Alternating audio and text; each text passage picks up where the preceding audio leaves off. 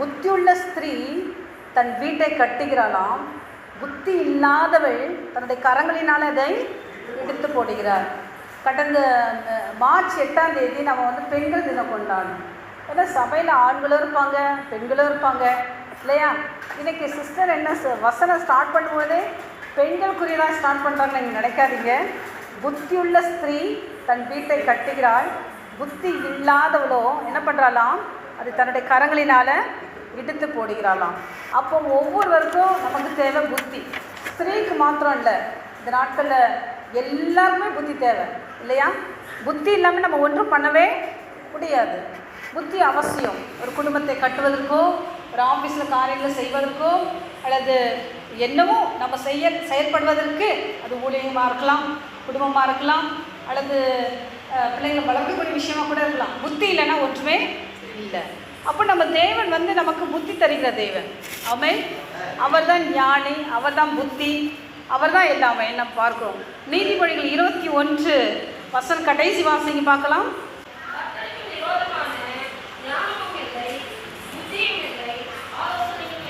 ஆமென். கர்த்தர் 30வது வசனத்தில், நீதிமொழிகள் 21ஆம் அதிகாரம் 30ஆம் வசனத்தில், கர்த்தருக்கு விரோதமான ஞானமும் இல்லை, புத்தியும் இல்லை, ஆலோசனையும் இல்லையா? பிரியமானவர்களே, கர்த்தருக்கு விரோதமான என்ன இல்லையா? புத்தி இல்லை. இன்றைக்கி புத்தியை குறித்து நம்ம பார்க்கறதுனால ஞானம், புத்தி, ஆலோசனையில் நம்ம புத்தி இந்த வேர்டு எடுத்துக்கொள்வோம். சரிங்களா? புத்தியுள்ள ஸ்திரீ தன் வீட்டை கட்டுகிறார், புத்தி இல்லாதவன் என்ன பண்ணுறான், அதை இடித்து போடுகிறான். இங்கே பார்ப்போம், கர்த்தருக்கு விரோதமான ஞானமும் இல்லை, புத்தி இல்லை, ஆலோசனை இல்லை என்று சொல்லி பார்க்கும். அப்போ ஒரு ஒரு ஒரு காரியம் செய்வதற்கு நமக்கு புத்தி அவசியம். நிறைய சமயம் நம்ம ஞானமற்ற காரியங்களை செய்திருக்கோம், புத்தி இல்லாமல் நடந்திருக்கோம். இதனால் நிறைய காரியங்களை, நிறைய நன்மைகளை நாம் இழந்திருக்கோம். ஒருவேளை புத்தி இல்லாமல் பேசியிருக்கலாம், புத்தி இல்லாமல் சில காரியங்களில் செயல்பட்டுருக்கலாம். ஸோ அதனால் நமக்கு நிறைய காரியங்களை நம்ம இழந்திருக்கலாம். சம்டைம்ஸ் நம்ம ஜோம் பண்ணுறோம் பாருங்கள், ஜெபிக்கும் பொழுது கூட என்ன பண்ணுறோம், நிறைய புத்தி இல்லாத வார்த்தைகளே நம்ம யூஸ் பண்ணியிருக்கோம். ஆண்டவர் ஏன்பா அப்படி பண்ணுறாங்க, இப்படி பண்ணுறாங்க, நீங்கள் பார்த்துட்டு தானே இருக்கீங்க, நீங்கள் இப்படி செய்கிறதே இல்லையே, நீங்கள் அப்படி நம்ம ஆண்டவருக்கே நிறைய ஆலோசனை கொடுத்துக்கிட்டே இருப்போம். இங்கே இருக்குது, கர்த்தருக்கு விரோதமான ஞானம் இல்லை, புத்தி இல்லை, ஆலோசனை இல்லையா? பிரியமானவர்களே, நம்மளுடைய வாழ்க்கையில், ஆண்டவருடைய பிள்ளைங்களுடைய வாழ்க்கையில் ஆண்டவர் புத்தியாக விரும்புகிறார். ஆமென். நான் நிறைய அந்நிய மக்களோட நான் ஃப்ரெண்ட்ஸ் எனக்கு இருக்குது. எங்கள் தெருவெல்லாம் பார்த்திங்கன்னா இன்னும் ஆண்டவரை அறியாத மக்கள் தான். நான் இருந்த பகுதியில் இன்னமும் ஆண்டவரை அறியாத மக்கள், ஏசு என்றால் தெரியாத மக்கள் உண்டு. ஸோ அந்த மக்கள் மத்தியில் நான் பார்க்கும்பொழுது நம்ம விட, நம்மளுடைய குடும்ப வாழ்க்கையை விட அவங்க செயல்படுகிற அந்த விதம், பழகிற விதம், அவங்க மற்றவங்களோட நடந்துக்கிற விதம் பார்த்திங்கன்னா அவ்வளோ ஆப்டாக இருக்கும் பாருங்கள். ஸோ நம்ம ஆண்டவருடைய பிள்ளைகளுக்கு தான் புத்தி தேவை இல்லையா?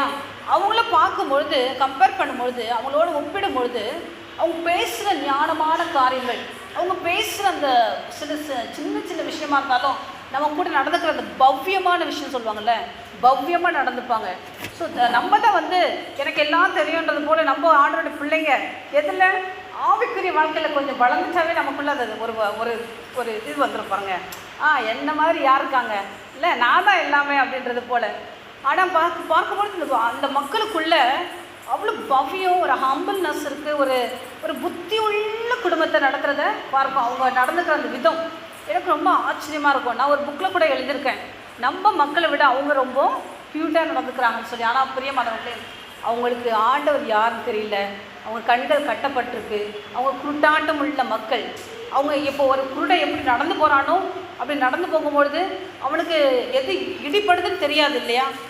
எது இடிப்படுது, எது நம்ம காலில் தட்டுப்படுதுன்னு தெரியாது நம்ம குருடனுக்கு. ஸோ இந்த சேம் அந்த வாழ்க்கை தான் ஆண்டவர் அறியாத மக்களுடைய வாழ்க்கை. கட்டப்பட்டிருக்கு கண்கள், ஆனாலும் அவர்கள் எப்படி நடக்கிறாங்களா, அந்த குருடனை விட கண்ணு தெரிந்தவர்கள் போல நடக்கிறாங்களாம். ஆண்டவருடைய பிள்ளைங்க எப்படி இருக்காங்க, குருட்டாட்டம் உள்ள பிள்ளைகளாக இருக்காங்கல்ல, ஞானம் இல்லாமல், புத்தி இல்லாமல், நம்ம ஆண்டவர் வேதனைப்படுத்தக்கூடிய பிள்ளைகளாக காணப்படுறோம். நான் இன்றைக்கி இந்த சபையில் உட்காந்துட்டு இருக்கும்பொழுது 2 செய்தி நான் ரெடி பண்ண மனசுக்குள்ளவே. ஆனால் எனக்கு ஆண்டவர் மறுபடியும் கன்ஃபர்மேஷன் பண்ணி கொடுத்த செய்தி புத்தியை பற்றி பேச சொன்னார். நமக்கு புத்தி அவசியம். ஆமென். புத்தி அவசியம். புத்தி இல்லைன்னா நம்ம ஒன்றுமே பண்ண முடியாது. புத்தி இல்லாதவன் என்ன பண்ணாலாம், தன்னுடைய கரங்களினாலே வீட்டை இடித்து போடுறான். நம்ம இந்த வார்த்தை பார்க்கும்பொழுது நிறைய நம்ம சொல்லுவோம் அது பெண்களுக்கு மாத்திரம்தான். இல்லை, இந்த நாட்களில் பார்க்கும்பொழுது அது ஆண்களுக்கும் இருக்குது, பெண்களுக்கும் இருக்குது. சம்டைம்ஸ் ஹஸ்பண்ட் சரியாக நடந்துக்கலன்னா அங்கே பெண் வந்து திண்டாட வேண்டியிருக்கும். ஒருவேளை மனைவி ஒழுங்காக நடக்கலைன்னா அங்கே கணவன் திண்டாட வேண்டியக்கூடிய காரியம் உண்டு. இந்த ரெண்டும் பேலன்ஸ் பண்ணி போக வேண்டும் என்றால் நீங்களும் நானும் நம்மளுடைய ஐக்கியம் ஆண்டவரோடு சரியாக இருந்துச்சுன்னா நம்ம புத்தியோடு வாழ முடியும். ஆமே, நம்மளுடைய ஐக்கியம் ஆண்டவரோடு இருக்கணும். பாருங்கள், மனுஷனோடு நம்ம ஐக்கியம் இருக்கும் என்றால் நமக்கு அது நல்லது கிடையாது. எனக்கெல்லாம் ஒரு ஆண்டோடைய கிருபையினால் நல்ல கேரக்டர்ஸ் என்னென்னா, ஃபோனில் நான் நிறைய பேசவே மாட்டேன், கண்டது பேச மாட்டேன், நிறையவும் பேச மாட்டேன். என் தங்கச்சி நான் போபாலில் இருக்கும்பொழுது 2014 நடந்துச்சு. ஒரு பெரிய மதவாதி வந்து நாங்கள் நடத்திட்டு அந்த கூட்டத்தை டிஸ்டர்ப் பண்ணி எங்களை போலீஸில் பிடிக்கிறதுக்கு ஜெயிலில் போடுறதுக்கு வக்கீலோடு வந்தாங்க. 200 பேர் இருக்காங்க. ஸோ எனக்கு அப்போ கொஞ்சம் தான் ஹிந்தி தெரியும். ஆண்டோடைய கிருபையினால் எங்கள் கூட ஒரு டீச்சர்ஸ் 25 பேர் 30 பேர் வந்திருப்பாங்க. நான் பிரதர்கிட்ட சொன்னேன், நீங்கள் நைஸாக போய் தமிழில் சொன்னேன், நைஸாக போய் அங்கே இருக்க டீச்சர்ஸ்லாம் ஃபோன் பண்ணி அவங்க வீட்டுக்கு போக சொல்லுங்கள், நேராக இங்கே எங்கேயும் வந்துடக்கூடாது டீச்சர்ஸ் கேதரிங்க்கு. நான் இவங்கள நான் பிடிச்சி வச்சு பேசிகிட்டு இருக்கேன்னு சொல்லி அவங்களோட பேசிகிட்டு இருந்தேன். பாருங்கள், இந்த காரியம் 2014 நடந்துச்சு. நான் 2 நாள் முன்னே இந்த நியூஸ் எங்கள் வீட்டில் நான் பேசிகிட்டு இருக்கும்பொழுது, ஸோ நம்மளுடைய வாழ்க்கையில் கூட மதவாதி அப்படி தானே கலாட்டா பண்ணான் அப்படின்னு பேசும்பொழுது என் தங்கச்சி சொன்ன ஒரு சின்ன விஷயம், பொதுவில் வீட்டில் சொல்கிறான், நீ என்ன சொல்கிற, நல்லா இருக்கிறியான்னு கேட்குற, சாப்பிட்டியான்னு கேட்குற, இன்றைக்கி அம்மா என்ன குழம்பு செய்தான்னு கேட்குற, நான் என்ன சாப்பிட்டேன்னு சொல்கிறேன், நான் இப்போ கிளம்பி போகிறேன், எனக்கு டைம் இல்லை, நான் ஜோம் பண்ணேன் அப்படின்னு சொல்லிவிட்டு நீ ஃபோனை வச்சிட்ற, அவ்வளோதான் கேட்குற சொல்கிறேன், எல்லா லிஸ்ட்டும் நீ போட்டு சொல்கிறது இல்லையே அப்படின்னு சொல்லிட்டு இருந்தான்.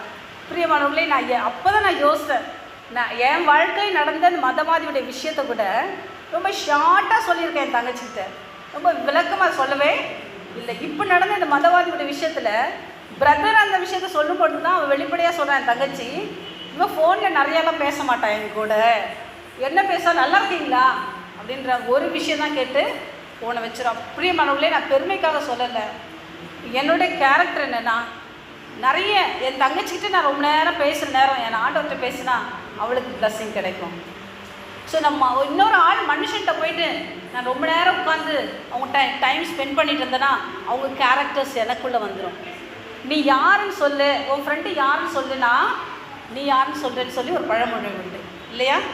நீ யாருன்னு சொல்லு, உன் ஃப்ரெண்டு யாருன்னு சொல்லு, உன் கேரக்டர்ஸ் நான் சொல்கிறேன்னு சொல்லி உலக மக்களே நம்மளை புரிஞ்சு கொள்ள அறிஞ்சு கொள்ள நம்ம வழி வகுக்கக்கூடிய ஒரு பழமொழியாக இருக்குது. பிரியமானவர்களே, நம்மளுடைய வாயின் வார்த்தைகள் ரொம்ப இம்பார்ட்டன்ட். பாருங்கள், நம்ம புத்தியாய் வாழணும், புத்தியாய் வாழணும். நம்ம என்ன செயல்படுத்திக்கிறோமோ செய்கிறோமோ என்ன பேசுகிறோமோ எல்லாம் ரெக்கார்டட் ஆகுது. மல்கியா 3ஆம் அதிகாரம் நம்ம வாசிக்கிறோம். அங்கே ஒரு புக்கு இருக்கான், அந்த புக்கில் ஆண்டவர் எல்லாவற்றையும் எழுதி வைக்கிறாராம். நம்ம பேசுகிற காரியம், நம்ம செயல்படுத்திக்கிற காரியம். நான் எப்போ ஆண்டவரை நான் நெருங்கினோ என்னுடைய கேரக்டர்ஸ் ஆண்டவர் மாற்றினார், என்னை உருவாக்குனார். வசனத்தை வைத்து ஆண்டவர் என்னை புடம்பிட்டார். ஆண்டவர் நிறைய முறை நம்ம புடம்பிட்டு நம்ம விட்டு கொடுக்கறது இல்லை. புரியுதுங்களா உங்களுக்கு? நமக்கு பிரச்சனை வரும்பொழுது, பாடு வரும்பொழுது, ஐயோ நம்ம சோர்ந்து ஒரு இடத்துல உட்காந்துடுறோம், அல்லாட்டி என்ன பண்ணுறோம், இதெல்லாம் நமக்கு தேவையில்லைன்றது மாதிரி அதை தள்ளி விட்டு ஓட ட்ரை பண்ணுறோம். ஸோ என்னை ஆண்டவர் புடமிட என்னுடைய கேரக்டர்ஸில் சேஞ்சஸ் வந்துச்சு. நான் போபால் போகும்பொழுது அங்கே இருக்கவங்களாம் வெள்ளை, அப்போ அவங்களாம் என்ன எப்படி பார்த்துருப்பாங்க? ஆண்டவர் நியாயம் விசாரிக்கிறவர். சின்ன சின்ன விஷயங்க விட்டு அப்படி நம்மளை பிடிப்பார் ஆண்டவர். சம்டைம் நான் யோசிப்பேன், எத்தனை பேரை நான் துக்கப்படுத்தியிருப்பேன். ஒரு முறை ஒரு என்னை பார்த்த குழந்தைங்க அழகாக வருவாங்க இங்கே, ஆனால் அங்கே என்னை பார்த்த உடனே ஏதோ பேய் பார்க்குற மாதிரி இப்படி ஒளியுது ஒரு பிள்ளை. அப்போ தான் நான் யோசித்தேன், நான் கருப்பு. நான் போபால் போயிட்டு அப்போ தான் யோசிக்கிறேன், நான் கருப்பு, என்னை பார்த்து அந்த பிள்ளை பயப்படுது. இப்போ ரொம்ப பிளாக் ஆகிட்டேன், ஏன்னா வெயில் அலைஞ்சு பயங்கரமாக. பிரியமானவர்களே, எதுக்காக நான் சொல்கிறேன்னா, ஆண்டவர் நம்மை கொண்டு நம்மளுடைய கேரக்டர்ஸை நம்மக்கிட்ட சரி பண்ண தான் நம்மை நெருங்க அவர் வாய்ப்பு கொடுக்குறாரு. ஆமென். அதுக்கு நாம் ஒளிஞ்சு ஓடுவோம் என்றால் நிச்சயம் அது சாத்தானுடைய கரத்தில் கொடுக்கப்பட்ட ஒரு டூல்ஸ் மாதிரி ஆகிடும். நீங்கள் நான் ஆண்டோடைய கரத்தில் ஒரு டூல்ஸாக இருப்போம் என்றால் நிச்சயம் ஆண்டவர் அங்கே ஏதோ நம்மளை பழக்குவிக்கிறாரு, நம்மக்கிட்ட ஏதோ பேசுகிறாரு, நம்மக்கிட்ட ஏதோ விரும்புகிறாருன்னு சொல்லி நம்ம என்ன பண்ணுவோம்? ஆண்டவரை நெருங்கி, இன்னும் என்னப்பா சொல்கிறீங்க சொல்லுங்கப்பா, நீங்கள் கேட்டு பாருங்கள். என்னை அந்த பிள்ளை பார்த்து ஒழிஞ்சிச்சு பாருங்கள். அப்போ எனக்கு மனசுக்குள்ளே துக்கம் வந்துச்சு. ஆனால் நான் வீட்டுக்கு வந்த பிறகு யோசித்தேன், ஒரு குட்டி பிள்ளை என்னை பார்த்து பயந்துச்சேன். அப்போ நான் எத்தனை பேருடைய இருதயத்தை துக்கப்படுத்திருப்பேன். ஒரு கருப்பு பிள்ளையை பார்த்தா தொடமாட்டேன். அப்போ பிள்ளையை வச்சு ஆண்டவர் என்ன பண்ணார்? பேசினாரா என்கிட்ட? நியாயம் விசாரிக்கிறார். சின்ன சின்ன விஷயமா இருந்தாலும் ஆண்டவர் தன்னுடைய பிள்ளைகளை அப்படியே விட்டு விடுறவரல்ல. நிறைய பேரை நீங்கள் பார்த்துருப்பீங்க, சாவறதுக்கு முன்னாடி பெட்டில் படுத்திருப்பாங்க. எதுக்கு தெரியுங்களா? நம்ம யோசிப்போம், அவங்க செத்து போனால் நல்லாயிருக்கும், உயிரோடு வந்தால் நல்லாயிருக்கும்.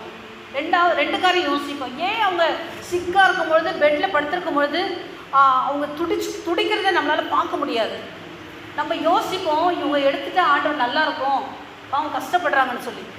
வீட்டில் உள்ளவங்க சில சமயம் யோசிப்பாங்க, ஆண்டவரே ஜீவனை கொடுத்துருப்பான், இவர் கூட இருந்துட்டால் நல்லாயிருக்கும், இவங்க கூட இருந்தால் நல்லாயிருக்கும், பிள்ளை கூட இருந்துச்சுன்னா நல்லாயிருக்கும், நம்ம யோசிப்போம்.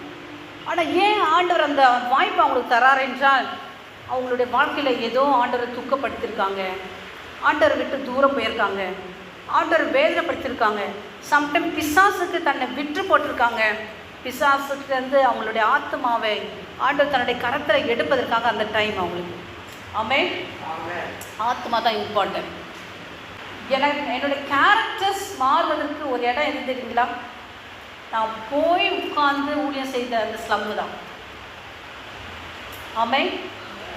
அந்த மக்களோடு நான் இருந்து, அவங்க மக்களுக்குள்ளே இருந்த அந்த கட்டப்பட்ட சூழ்நிலைகள், செய்வினைகள், மாந்திரிகள், பிசாசுகள், இதெல்லாம் பார்க்கும்பொழுது அவங்க விடுதலையாகவே சொல்லி அவங்களோட உட்கார்ந்து பழகின பாருங்கள். அப்போ அவங்களுடைய கேரக்டர், நல்ல கேரக்டர்ஸை புரிந்து கொண்டேன். அப்போ நான் யோசித்தேன், பெரிய மேலே உள்ள ஜாதியை விட இந்த மக்கள் ரொம்ப அன்புள்ளவங்க. ஆமென். ஒரு அண்ணன் என்னை கூப்பிட்டு சொன்னாங்க, எங்கள் சர்ச்சுடைய அண்ணன் ஒரு ஆர்கனைசேஷனில் உன்னை கூப்பிட்றாங்க, இந்த அட்ரஸ்ன்னு கொடுத்து விட்டாங்க. நான் அந்த அட்ரஸ் எடுத்துகிட்டு அங்கே போகும்பொழுது அவங்க சொன்னாங்க, நீ ஜோம் பண்ணிவிட்டு ஆண்டவர் உன்கிட்ட பேசினார்னா நீ திரும்பி வாங்கினாங்க. நான் போய் ஜோம் பண்ணிகிட்டு இருக்கும்பொழுது அப்போஸ்தலர் 10ஆம் அதிகாரம் ஒரு பெரிய பெட்ஷீட் இறங்கும் பேதுருக்கிட்ட. ஸோ அப்படி இறங்கும்போது அதில் வைல்ட் அண்ட் டொமஸ்டிக் அனிமல்ஸ் நிறையா இருக்கும். அதில் பாம்பு இருக்கும், புறா இருக்கும், மாடு இருக்கும், ஆடு இருக்கும், பன்னீர், என்னென்னா எல்லா அனிமல்ஸும் இருக்கும். வீட்டில் வளர்க்குறது, காட்டில் இருக்குது. அப்போ அதை பார்த்த உடனே அவருக்கு ஒரு மாதிரி இருக்கும், என்ன இது அப்படின்னு ஆண்டவர்கிட்ட கேட்கும்பொழுது, அப்போஸ்தலர் 10ஆம் அதிகாரத்தில் வீட்டில் போய் வாசிங்க, ஆண்டவர் சொன்ன காரியம் இதை அடுத்து புசின்னு சொல்வார். இவ்வளோ அசிங்கமானதுயா அப்படின்னு கேட்கும்பொழுது, யாரையும் தீட்டுள்ளதா என்னாது. எப்போ இயேசு கிறிஸ்து சிலுவையில் அறையப்பட்டு 3ஆம் நாள் உயிரோடு எழுந்த பிறகு, மேலே பரலோகம் எடுத்துக்கொண்ட பிறகு, பரிசுத்த ஆவியான சீஷர்களில் ஊற்றப்பட்ட பிறகு இந்த காரியம் நடந்தது. அதுக்கு முன்ன யூதர்கள், கிரேக்கர்கள், சுயாதீனர்கள், அடிமைகள் இருந்தாங்க. ஆனால் பிரியமானவர்களே, அப்போஸ்தலர் காலத்துக்கு வரும்பொழுது, ஆக்ஸ்லேருந்து பார்க்கும்பொழுது, பிரியமானவர்களே, அங்கே கீழே ஜாதி மேல் ஜாதி இல்லை, ஆண் என்று பெண்கள் இல்லை, ஆண்டவர் எல்லாத்தையும் பயன்படுத்தினார். ஆமென். ரட்சிப்பு எல்லாருக்கும் உரியது. இன்றைக்கி நீங்களும் நானும் கிறிஸ்தவர்கள் பார்க்கும்பொழுது ஒரு ஆத்மா வச்சு பாருங்கள். அவர்கள் எந்த சூழ்நிலையும் வித்தியாசமாக பார்க்காதீங்க. ஒரு ஆத்மா மனம் திரும்புறது பரலோகத்தில் மிகுந்த சந்தோஷம் உண்டாகும். ஒரு ஆத்மா மறிக்குது என்றால், உங்கள் தெருவிலே ஒருத்தர் செத்துட்டாங்க வச்சுங்க, ஆண்டவர் அறியாமல் செத்துட்டாங்க, அந்த மக்களுடைய சூழ்நிலை எப்படி இருக்கும்? காலங்காலமாக முடிவில்லாத ஒரு நரகத்துக்குள்ளே போவாங்க. ஒரு ஆத்மா ஆண்டவரை ஏற்றுக்கொள்ளாமல் அவங்க மறித்துட்டாங்கன்னா, அவங்களுடைய ஆத்மா நஷ்டமாயிடுச்சுன்னா, அப்படியே அவங்க மறித்து போனாங்கன்னா, அவங்களுடைய இன்டர்நெட் எது தெரியுங்களா? ஹெல்லு தான், நரகம் தான். ஸோ அதுக்காக நீங்கள் துக்கப்படுங்க, அதுக்காக நீங்கள் வேதனைப்படுங்க. மற்ற எந்த விஷயத்தையும் நீங்கள் கம்பேர் பண்ணாதீங்க. இது மேலே, அது கீழே, அல்லது அவங்க ஏழை பணக்காரங்க நிறைய பார்ப்பேன். நான் நிறைய பார்ப்பேன். எனக்கு நான் சொந்த வீட்டில் அப்பா வீடு, சொந்த வீடு, கல்யாணம் முடிச்சு போன ஒரு பெரிய பங்களா. அந்த தெருவே அருமையாக இருக்கும். பணக்காரங்க தான் இருப்பாங்க அந்த தெருவில். பிரதர் ஊழியத்துக்கு ஒப்பு கொடுத்து வந்ததுனால, அவர் MBA ஹோல்டர், சென்ட்ரல் கவர்மெண்ட்டில் ஒர்க் பண்ணாங்க. அவங்க வீட்டில் பயங்கர சில பிரச்சனை. ஸோ அந்த பிரச்சனை கன்வெர்ட் ஆச்சு அப்படியே என் மேலே. கல்யாணம் முடித்த உடனே எங்கள் மதுரையில் கூப்பிட்டு சொல்லியிருக்காங்க என்கிட்ட, அவன் வேலைக்கு போனால் நல்லா சம்பாதிக்கப்பான், போக மாட்டேன்றான். அவர் ஊழியக்காரனாக இருக்கிறதுனால தான் நான் இங்கேருந்து கல்யாணம் முடிச்சு போனேன். ஆனால் என்னையை கூப்பிட்டு என்ன அவங்க கேன் வாஷ் பண்ணுறதுக்கு இருக்காங்க, பிரெயின் வாஷ். நான் ஸ்ட்ராங்காக நின்று ஜோம் பண்ணிட்டு இருந்தேன். பிரியமானவர்களே, நாங்கள் ஊழியம் செய்துட்டு இருந்ததுனால சொந்த வீட்டை விட்டு ரெண்ட் வீட்டுக்கு வந்தோம். ரெண்ட் வீட்டுக்கு வரும்பொழுது அங்கே ரெண்டில் இருந்த ஓனர் என்ன பண்ணார் தெரியுங்களா? நாங்கள் 2 பேர் தான் இருக்கிறதே, 5 நாள் 10 நாள் தான் போபாலில் இருப்போம். நீங்கள் தண்ணி நிறைய யூஸ் பண்ணுறீங்க, நீங்கள் அப்படி பண்ணுறீங்க, இப்படி பண்ணுறீங்க. நைட்டில் திடீர்னு ஒரு அங்கே ட்ரையர் போடுவோம் இல்லையா, வின்டர் சீசன், குளிர் சீசனில் ட்ரையர் எடுத்து குளிச்சுட்டு நம்ம ட்ரையர் போடுவோம்ல, அவர் மேலே வந்துடுவார். ஏதோ ஆணி அடிக்கணும்னு சொல்லி 11 மணிக்கு 10 மணிக்கெலாம் வீடு கதவை தட்டுவார். ஏதோ சத்தம் கேட்டுச்சு, ஆணி அடிச்சுதான் அப்படின்னு. அப்போ தான் புரிஞ்சிச்சு எத்தனை ரெண்டில் இருக்க மக்கள் எவ்வளோ கஷ்டப்படுறாங்கன்னு. அது வரையும் எனக்கு தெரியவே தெரியாது. சொகுசான வாழ்க்கை நான் உங்களை பற்றி நான் யோசித்ததே கிடையாது. ஒரு ரெண்ட்டுக்கு போனோன்னா ரெண்டில் இருக்கிறவங்கள பார்த்தா இவங்களாம் ரெண்டு வீடு அப்படின்னு மனசுக்குள்ளே எடை போட்டுருவேன் நான். அப்போ நான் அங்கே போகும்போது தான் நான் யோசித்தேன், அட இந்த ரெண்டில் இருக்கவங்களாம் இவ்வளோ கஷ்டப்படுறாங்க. அப்போ நான் என்ன ஜோம் பண்ணுவேன், ஆண்டவரே என்னை போல் ரெண்டில் இருக்கவங்களுக்குலாம் சொந்த வீடு கொடுத்துருங்க ஆண்டவரே. அப்படி என் ப்ரேயர் மாறிச்சு. ஆமென். அப்படி ப்ரேயர் மாற்றினேன். ஆண்டவருடைய கிருபையினால் ஒரு சொந்த வீடு வாங்கி அதை விற்கவும் உதவி செய்தார், இன்னும் சொந்த வீடு வாங்கவும் ஆண்டவர் கிருபை பாராட்டினார். ஆமென். வித்தின் 10 வருஷத்துக்குள்ள. பிரியமானவர்களே, எதுக்கு நான் சொல்கிறேன் என்றால், நம்ம ஸ்டாண்டர்ட் மாறணும் பாருங்கள். நான் நிறைய பார்த்துருக்கேன். நீங்களாம் எப்படி ஊழியம் செய்தீங்கன்னு தெரியாது. 96ல் 3rd இயர் BSc மேக்ஸ் பண்ணும்போதே நான் ஊழியத்துக்கு வந்தேன். சின்னதுலேயே தெருவுக்கு போகும்போது ட்ராக்ஸ் கொடுத்தவன். பயப்படாமல் யாருனாலும் இயேசுவை பற்றி சொல்லிடுவேன். எங்கள் ஊரில் நான் இருந்த கிராமத்துக்குள்ளே ஒரு நாஸ்திகன், நல்ல பணக்காரர் தான், வசதியானவர், வயசானவர். அவரை பார்த்த உடனே அங்கிள் உங்கள்கிட்ட பேசணும் சொல்லி நிற்க வச்சு, நான் சின்ன பிள்ளைப்போ, குட்டி பிள்ளைப்போ 8th ஸ்டாண்டர்டு 7th ஸ்டாண்டர்டு படிக்கிறேன், இயேசுவை பற்றி சொல்லிட்டேன். அவர் எங்கள் அப்பாவை கூப்பிட்டு கம்ப்ளைண்ட் பண்ணிகிட்டே இருக்கார். உன் பொண்ணு என்னை பார்க்கும்போதெல்லாம் உங்கள் கடவுளை பற்றி சொல்லி என்னை மாற்ற ட்ரை பண்ணிச்சுன்னு சொல்லி. எங்கள் அம்மாவுடைய சித்தப்பா ஒருத்தர் எங்கள் வீட்டில் வந்திருந்தாங்க. வந்திருந்தப்போ நான் ஏசப்பா பற்றி சொன்ன பாருங்க. அன்றைக்கி நைட்டு தூங்கியிருக்காரு. ஏசப்பா அவர் கனவுல நீ என்னை ஏற்றுக்கொள்வியான்னு கேட்டாராம். இல்லைன்னா எழுந்து ஓடுன்னு சொல்லியிருக்காரு. இவர் என்ன பண்ணார், பயந்து தன்னுடைய படுக்கை இருக்க பாருங்க, அதை அப்படியே விட்டுட்டு நைட்டில் எங்கே போனார்னே தெரியாது கிளம்பி ஓடிட்டார். அங்கேருந்து ஃபோன் அடிக்கிறார் எங்கள் அம்மாவுக்கு, உன் பொண்ணு இருக்கிற வரைக்கும் நான் அந்த வீட்டுக்குள்ளே வரவே மாட்டேன்ட்டார். ஏசுவா பற்றி சொல்லிகிட்டே இருக்கான்னு சொல்லி. பிரியமானவர்களே, அவ்வளோ ஒரு வைராக்கியம் பாருங்க. ஆனாலும் அதுக்குள்ளவும் இயேசுவை பற்றி சொன்னால் கூட ஒரு கேரக்டர்ஸ், ஒரு குணங்கள் மாறணும். அதுதான் இம்பார்ட்டன்ட். நம்மளுடைய நேச்சர்ஸ் மாறணும் பாருங்கள். நம்மளுடைய நேச்சர்ஸ் மாறலன்னா வேஸ்ட். நம்ம ஆண்டவரை ஏற்றுக்கொண்டோன்னு சொல்கிறோம், நம்மளுடைய குணங்கள் மாறணும். நம்ம எல்லாம் கிறிஸ்தவங்க. நான் பார்த்துருக்கேன் பாருங்கள். நான் எது சொல்ல வந்தேன்னா, நான் நிறைய ஊழியர் செய்திருக்கேன், நிறைய ஊழியக்காரங்களோட மிங்கிளாயிருக்கேன், நிறைய இடம் போய் ஸ்டே பண்ணியிருக்கேன், நிறைய மக்களை பார்த்துருக்கேன், ஸ்லம்லெல்லாம் நிறைய மக்களோட நான் பழகிருக்கேன், சாப்பிட்ருக்கேன். ஆனால் நான் பார்க்குறது என்னென்னா, ஒரு ஆள் ஆண்டவரை ஏற்றுக்கொண்டாங்கன்னா அவங்களுடைய ட்ரெஸ்ஸு மாடல் மாறுறதை பார்த்துருக்கேன். ஆமென். அதுக்கு முன்னாடி அவன் எப்படினாலும் ட்ரெஸ் போடுவாங்க, அது லேடியாக இருக்கட்டும் ஜென்ஸாக இருக்கட்டும். நம்ம கூட அப்படி தானே இருந்திருக்கோம். ஆண்டவர் ஏற்றுக்கு முன்னாடி நம்மளுடைய ட்ரெஸ்ஸோடைய கலர்லாம் ஜங்குன்னு இருக்கும். ஆனால் இப்போ ரொம்ப ஜிங்கு போட்டாவே, எனக்கு கொஞ்சம் சிம்பிளாக சாரீ வாங்கிட்டாங்களே கேட்குறோமா இல்லையா? சிம்பிளாக ஷர்ட்டு தாங்க, எனக்கு இப்படிலாம் போட பிடிக்கிறது இல்லை, சிம்பிளாக சொல்லிடுறோம். பிரியமானவங்களே, நம்மளோட ட்ரெஸ்ஸு மாடல் மாறுற மாதிரி நம்மளுடைய கேரக்டர்ஸ் மாறணும். ஆமென். நம்மளுடைய குணங்கள் மாறணும். நம்ம என்ன பண்ணணும், ஆராய்ந்து பார்க்கணும். சங்கீதம் 105 எடுங்க. சங்கீதம் 105 வசனம் 20 படிங்க.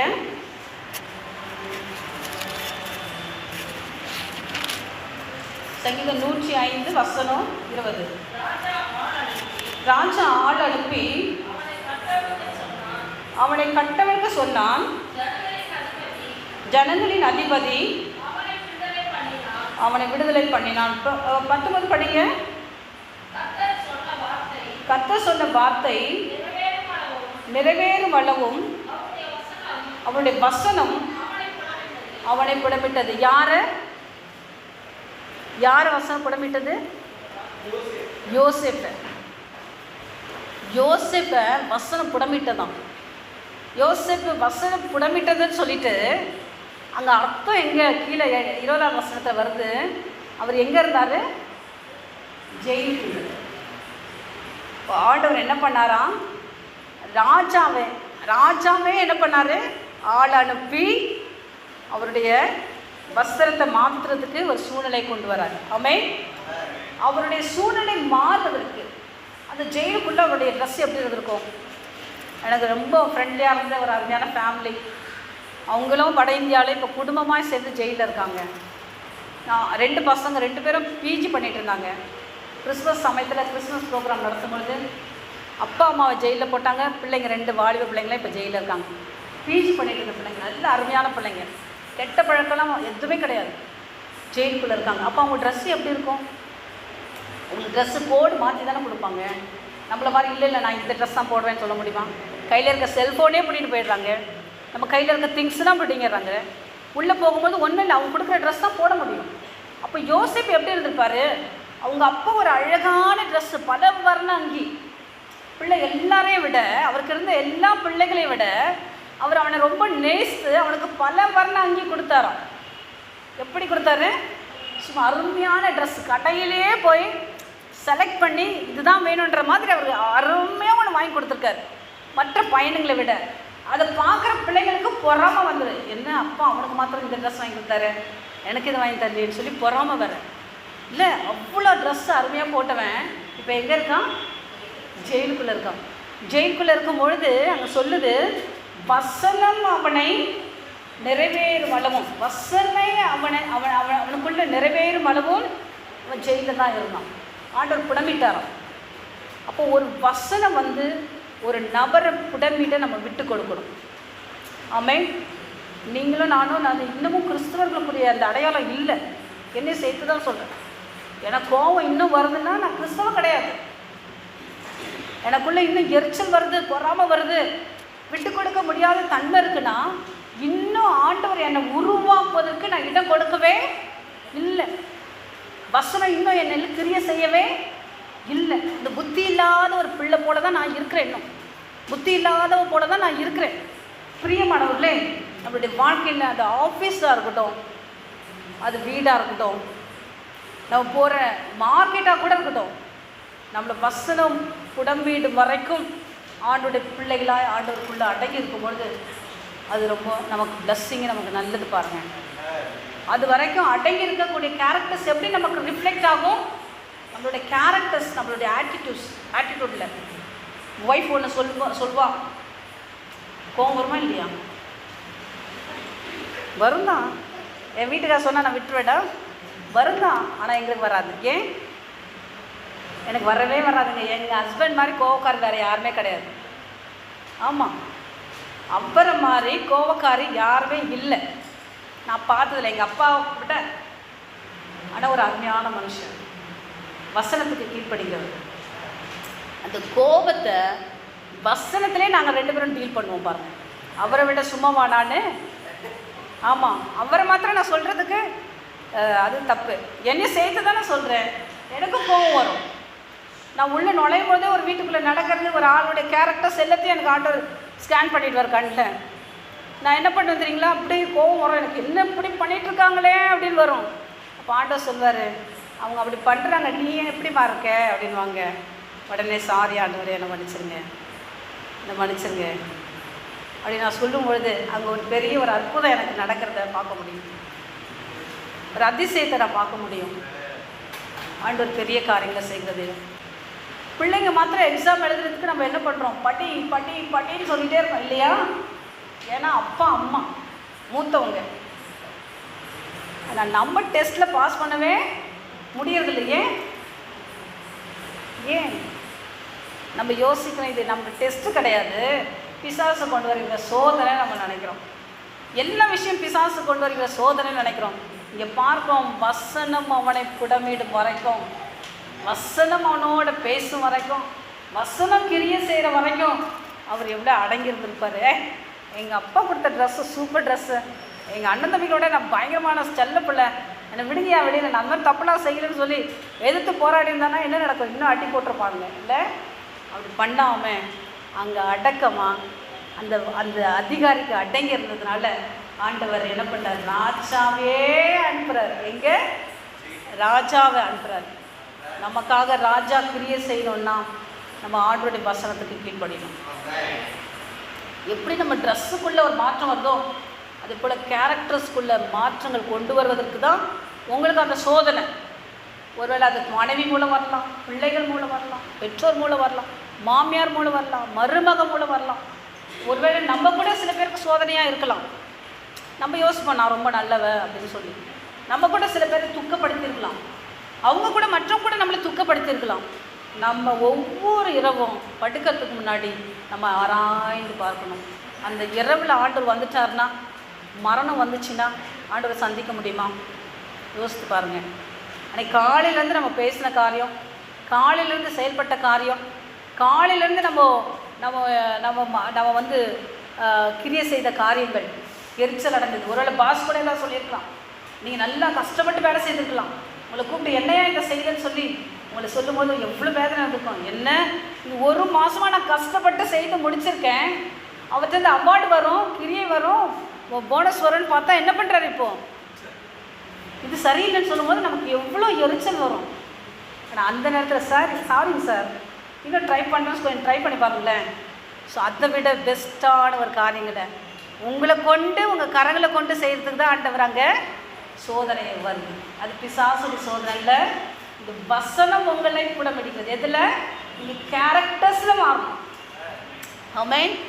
நம்ம எல்லாருமே ஒருவேளை ஊழியக்காரன் என்னையும் சேர்த்து தான் சொல்கிறேன், பாஸ்டரையும் சேர்த்து சொல்கிறேன், நாங்கள் எல்லாருமே நம்ம விசுவாசிங்க எல்லாருமே ஒரே ஒரு காரியத்துக்காக நம்ம ஓட வேண்டும். எதற்காக? ஆவிக்குரிய வாழ்க்கையில் நம்மளை ஓட்ட பந்தயத்தில் ஜெயிக்க வேண்டும். ஆமென். நம்மளுடைய ஓட்ட பந்தயத்தில் நம்ம ஜெயிக்கணும். எனக்கு ஒரு ஆர்கனைசேஷனுடைய டைரக்டர் இருந்தாங்க. அவங்க அடிக்கடி அவங்களுடைய மெசேஜில் ஒரு வார்த்தை சொல்லுவாங்க, என்னை கொண்டு உங்களை ஆண்டவர் என்ன பண்ணுவார்? உருவாக்குவார். சம்டைம்ஸ் நான் பேசுகிற வார்த்தை உங்களை துக்கப்படுத்தலாம். சம்டைம்ஸ் நான் பேசுகிற வார்த்தை உங்களை துக்கப்படுத்துறதுனால நீங்கள் புலம்பாதீங்க. அந்த என்னை கொண்டு உருவாக்குறாரு பாருங்க, அந்த இடத்துல நீங்கள் பாஸ் ஆகும்பொழுது ஆண்டவர் உங்களுக்கு அடுத்த ஸ்டெப்புக்குள்ளே கொண்டு போவார்.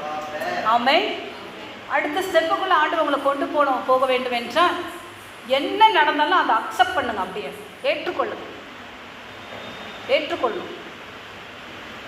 ஒருவேளை கணவன் பேசுறதா இருக்கலாம், மனைவி பேசுறதா இருக்கலாம், பிள்ளைக்கு காரியம் நம்ம கூட நடந்துக்கிற விஷயமா இருக்கலாம், மாமியார், மருமக, அல்லது உங்கள் ஆஃபீஸ் ஓனர், நீங்கள் வேலை செய்கிற இடத்துல யார் என்ன பேசினாலும் உங்களோட எப்படி ஆக்டிவிட்டிஸ் அந்த நடக்கையில் இருந்தாலும் அவங்க என்ன பண்ணாலும் அதை ஏற்றுக்கொள்ளக்கூடிய அந்த மனப்பக்குவம் நமக்கு வேணும். அந்த மனப்பக்குவம் இல்லைன்னா அது எப்படி தெரியுங்களா? அதுதான் புத்தி இல்லாத ஒரு வாழ்க்கை. அது நம்மளால் ஏற்றுக்கொள்ள முடியலன்னா நம்ம என்ன பண்ணணும் தெரியுங்களா? உடனே அதை இடிக்க பார்ப்போம். அதை இடிச்சுட்டா என்ன ஆகும்? ஸ்பாயில். அதுக்கப்புறம் கட்ட முடியுமா? அதுக்கப்புறம் அதை எழுப்ப முடியுமா? இதுவே முடியாது. சம்டைம் பிசாஸ் என்ன பண்ணுவான்? ஆண்டவர் வசனத்தை கொண்டு நம்மளை புடம்பிட, இந்த பையன் என் மகன் இதில் ஜெயிப்பானான்னு சொல்லி அவளோடு அவர் காத்துட்ருக்கும்பொழுது யோபு போல சில சூழ்நிலைகள் வரும். அங்கே யோபுக்கு சாத்தான் போய் பார்க்குறான், என்ன இவ்வளோ பணக்காரனாக இருக்கானே, நல்ல வசதியாக இருக்கான், பிள்ளைங்களோடு இருக்கான், நல்ல சமாதானத்தோட சந்தோஷமா, இவங்களுக்கு நல்லா இருக்குது, என்ன குறைவு? இந்த விஷயத்தில் ஆண்டவர்களே தேடுறதுல அவர் குறைபடவே இல்லை.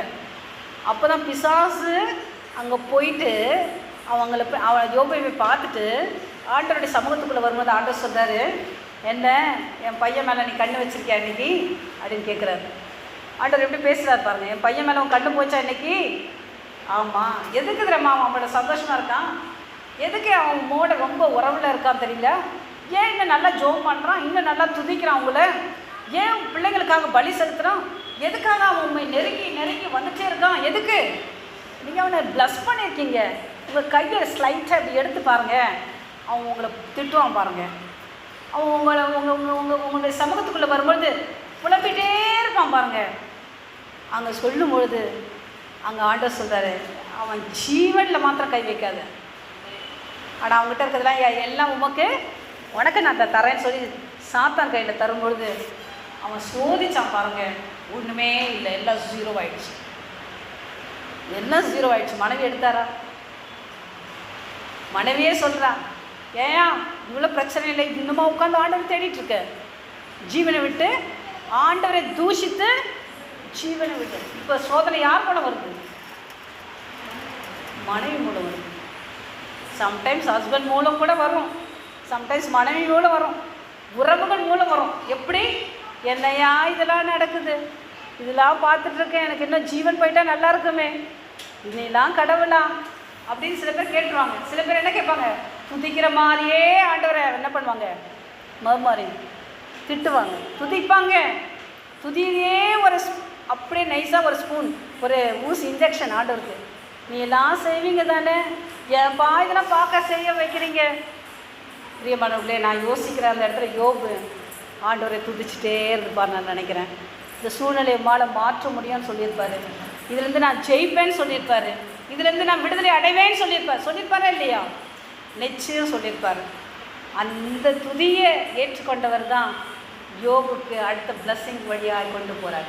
ஆமென். துதிச்சு பாருங்கள், உங்களுடைய வாழ்க்கையில் மாற்றங்கள் வரும். நான் நிறைய காரியம் பிரதர்ட்டெல்லாம் சண்டை போடவே மாட்டேங்க, குழம்பவே மாட்டேன். எனக்கு அது வேணும், இது வேணும், இதை பண்ணுங்க, அதை பண்ணுங்க, எனக்கு இதுதான் வேணும். நெவர்.